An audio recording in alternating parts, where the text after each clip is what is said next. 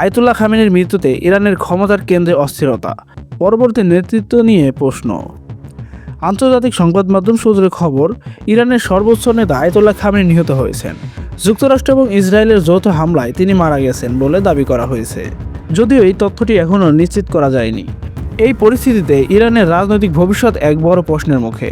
ইরানের সংবিধানে সর্বোচ্চ নেতার মৃত্যুর পর একটি নির্দিষ্ট প্রক্রিয়া অনুসরণ করা হয়। বর্তমানে একটি 3 সদস্যের নেতৃত্বে পরিষদ গঠন করা হয়েছে, যার সদস্যরা হলেন ইরানের প্রেসিডেন্ট, প্রধান বিচারপতি এবং একজন ধর্মীয় নেতা।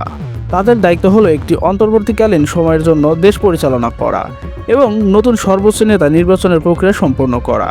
এদিকে আয়াতুল্লাহ খামেনির ছেলে প্রভাবশালী হওয়ায় তার রাজনীতিতে আগমন নিয়েও জল্পনা কল্পনা শুরু হয়েছে।